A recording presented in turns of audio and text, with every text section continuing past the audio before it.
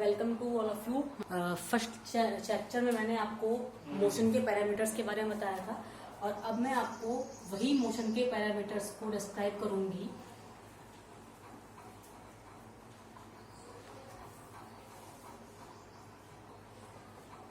मेरे को 5 बताए थे। पहला था हमारे पास डिस्टेंस, दूसरा पैरामीटर्स था हमारे पास डिस्प्लेसमेंट, थर्ड था हमारे पास स्पीड, फोर्थ था हमारे पास वेलोसिटी एंड फिफ्थ था हमारे पास एक्सीलरेशन। सबसे पहले अब हम डिस्क्राइब करेंगे पहले पैरामीटर्स को, विच इज डिस्टेंस। डिस्टेंस का मतलब होता है कि अगर हम कहीं भी कुछ मूव कर रहे हैं, जब ये मूवमेंट कर रहे हैं तो कितना मूवमेंट हुआ, कितना हम डिस्टेंस चले, कितना लेंथ हमने कवर की, that is called distance. That is total path length या टोटल पाथ कवर्ड, कितना हमने पाथ कवर्ड किया, that is called distance. Example, यहां से हम, ये एक पॉइंट है, इस पॉइंट को हमने ए मान लिया, ये होम है, यहाँ से हमारा बी पॉइंट है स्कूल, यानी हमें होम से स्कूल जाना है, घर से स्कूल जाना है, तो ए से बी तक की जो लेंथ है वो हमारे पास 3 मीटर है। तो अगर हमसे कोई पूछे कि आपके घर से स्कूल तक की डिस्टेंस कितनी है, तो कितनी डिस्टेंस होगी, टोटल 3 मीटर होगी। ए से लेके बी तक की टोटल पाथ यानी 3 मीटर। ये हो गई हमारे पास डिस्टेंस। डिस्टेंस को की जो यूनिट होती है, its SI unit is 3 metre, is metre, SI unit is metre. अब अगर मैंने यहां पर एक ड्रॉ किया ए बी सी, ये 2 मीटर है, ये 1 मीटर है। अगर मैं टोटल डिस्टेंस फाइंड करूं तो टोटल डिस्टेंस कितनी आएगी, टोटल डिस्टेंस आएगी total path length, that is ए से बी तक की डिस्टेंस प्लस बी से सी तक की डिस्टेंस, यानी that is A B plus B C. A B है हमारे पास 2 मीटर, बी सी है 1 मीटर, टोटल कितना हो गया 3 metre, that is total distance. That is total distance क्या हो गई, total path length, total path covered. अगर हम कहीं जा रहे हैं तो वो कितने पॉइंट से बीच में से होकर गुजरेगा, कौन कौन से पॉइंट से गुजरा, कितना उसकी लेंथ है, उन सबको ऐड करने पर जो फाइनल वैल्यू आएगी दैट इज कॉल्ड डिस्टेंस। इसके बाद आपका आता है second parameter displacement.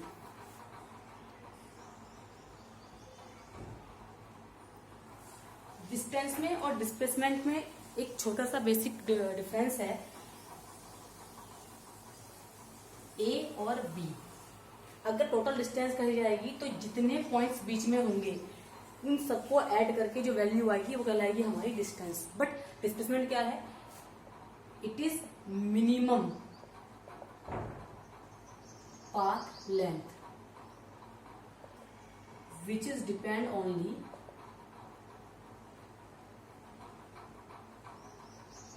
Initial and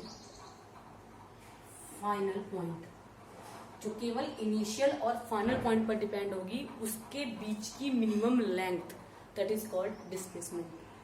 ये डिपेंड नहीं करेगा कि बीच में कितने पॉइंट पड़े, वो सिर्फ डिपेंड करेगा कहां से आप चले, कहां तक पहुंचे, उसको बोलेंगे हम डिस्प्लेसमेंट। सपोज कीजिए यहां से रमेश चला, अपने घर से चला, मार्केट पहुंचा, जिसकी डिस्टेंस रखी है हमने 3 मीटर। होम से लेकर मार्केट तक की डिस्टेंस हमारे पास, लेंथ हमारे पास 3 मीटर है, यानी जिस रास्ते वो जा रहा है, जिस पाथ पर वो जा रहा है वो पाथ 3 मीटर है। इसके बाद वो यहां से लौटा वापस, यहां पर आकर वो अपने फ्रेंड्स के घर पर रुक गया, फ्रेंड्स होम, तो कितना डिस्प्लेसमेंट होगा, तो ये जो मार्केट से फ्रेंड्स होम की डिस्टेंस है वो कितनी है, 1 मीटर है। तो टोटल डिस्प्लेसमेंट कितना हो जाएगा हमारे पास, 3 - 1 = 2 मीटर। ये हमारे पास हो गया डिस्प्लेसमेंट। एक सिंपल एग्जांपल और है इसका, यहां से हमने एक ऑब्जेक्ट, एक स्टोन लिया, ऊपर हमने फेंका, फेंकने के बाद में यहां पर आकर वो थोड़ी देर रुकेगा और उसके बाद वो वापस हो जाएगा, यहाँ टकराएगा, अर्थ पर आकर टकराएगा। ये भी 2 मीटर है, तो 2 मीटर ही गया, 2 मीटर ही लौट कर आ गया। तो अगर मैं इसमें टोटल डिस्टेंस निकालूंगी टोटल डिस्टेंस आएगी 2 मीटर ही ऊपर गया और 2 मीटर ही नीचे लौट कर आया, कितना हो गया हमारे पास 4 मीटर। लेकिन अगर मैं निकालती हूँ डिस्प्लेसमेंट तो यह आ जाएगा जितना वो ऊपर गया उतना ही नीचे आ गया, कितना हो गया हमारे पास 0, यानी कोई डिस्प्लेस नहीं हुआ।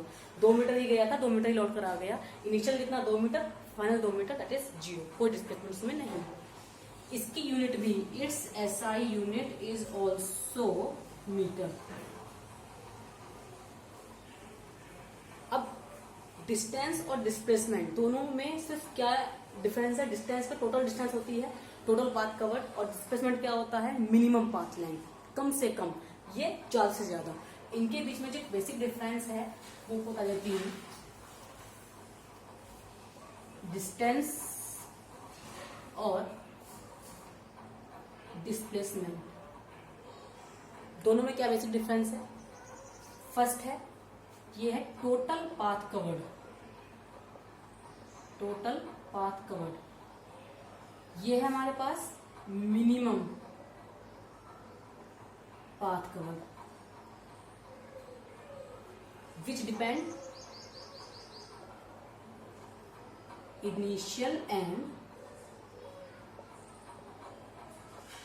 Final position. पहला बेसिक डिफरेंस हो गया हमारे पास। नंबर 2 पर इन दोनों की एसआई यूनिट सेम है, तो its SI unit is metre, और इसकी भी क्या होगी? Its SI unit is metre.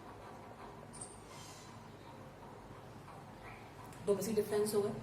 Third, distance की वैल्यू हमेशा पॉजिटिव होती है, कभी नेगेटिव नहीं होती, कभी 0 नहीं होती।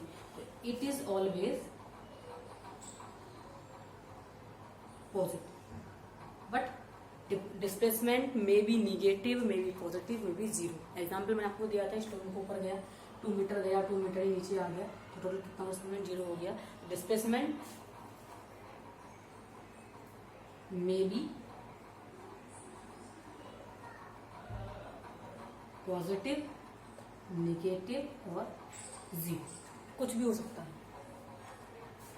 4, this is the main point. Distance is a scalar quantity and it is a vector quantity.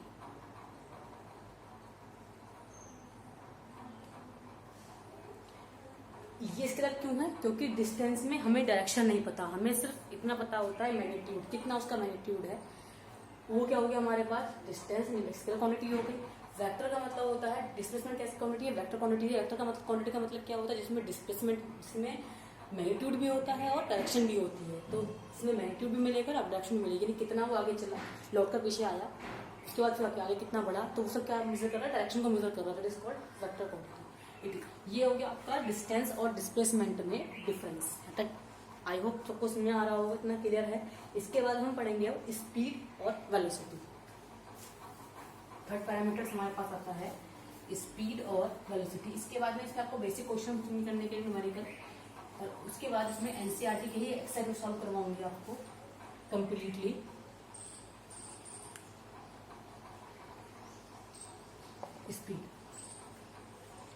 Speed क्या होती है? नॉर्मली अगर हम देखें तो speed is the ratio of distance and time. कोई ऑब्जेक्ट कितने टाइम में कितनी डिस्टेंस कवर कर रहा है, दैट इज कॉल्ड स्पीड। या अदर वर्ड्स में the rate of change of distance is called speed। तो हमारे पास नई चीज क्या डेवलप हुई? स्पीड इज इक्वल टू हो गया हमारे पास डिस्टेंस अपॉन टाइम। ये हमारे पास स्पीड का फॉर्मूला बन गया। और स्पीड को किससे डिनोट करते हैं हम? It is denoted by S. जब आप आगे जनरली वर्ड्स को पढ़ेंगे तो नॉर्मली स्पीड को ऐसे नोट करेंगे, वेलोसिटी को v से, मास को m से, डिस्टेंस को d से, टाइम को t से। तो शॉर्ट टर्म में आपको चीजें यूज होंगी। तो डेटा किससे करते हैं? ऐसे डिनोट करते हैं। अब हम इसकी बनाएंगे एसआई यूनिट।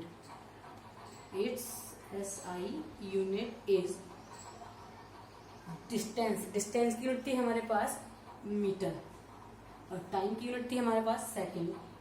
इट्स ऐसा unit is metre per second, जिसे हम शॉर्ट में लिखते हैं मीटर पर सेकेंड। ऐसा यूनिट क्या हो गई हमारे पास, मीटर पर सेकेंड हो गई। अब स्पीड कैसे क्वांटिटी होगी, डिस्टेंस कैसे क्वांटिटी थी हमारे पास, स्केलर क्वांटिटी। तो speed is also scalar quantity. ये हो गया हमारे पास स्पीड के बारे में। अब हम नेक्स्ट टर्म पढ़ेंगे कि वेलोसिटी क्या होती है। फोर्थ पैरामीटर हमारे पास क्या आता है, वेलोसिटी। फोर्थ पैरामीटर हमारे पास आता है वेलोसिटी। स्पीड में यूज करते हैं हम डिस्टेंस का, और वेलोसिटी में यूज करते हैं डिस्प्लेसमेंट का। That is the rate of change of displacement is called velocity. Rate of change का मतलब होता है किसके रेस्पेक्ट में चेंज कर रहे हैं, टाइम के रेस्पेक्ट में। तो रेट ऑफ चेंज का मतलब जिससे हम डिस्प्लेसमेंट को टाइम के अकॉर्डिंग चेंज करेंगे, दैट इज कॉल्ड वेलोसिटी। इसे करते हैं denote, it is denoted by V, small V से। कैपिटल वी शो करता है वॉल्यूम को, स्मॉल वी से शो करेंगे, ये भी velocity. Velocity v is equal to आ जाएगा हमारे पास डिस्प्लेसमेंट अपॉन टाइम। डिस्प्लेसमेंट की यूनिट थी हमारे पास मीटर, टाइम की थी हमारे पास सेकेंड, तो इसकी यूनिट आल्सो हो गई metre per second. Displacement unit थी आपकी, जो क्वांटिटी थी डिस्प्लेसमेंट, ये थी हमारे पास वेक्टर क्वांटिटी, तो ये भी क्या बन गई हमारे पास, एक vector quantity. Velocity is a vector quantity. ठीक है, तो अब आपका नेक्स्ट पैरामीटर बचा है एक्सेलरेशन, जिसे मैं नेक्स्ट लेक्चर में आगे कवर करूंगी, और उसके बाद उसी में आगे हम पढ़ेंगे एवरेज स्पीड के बारे में, और इक्वेशन ऑफ मोशन को सॉल्व करेंगे by graphical method. Thank you very much.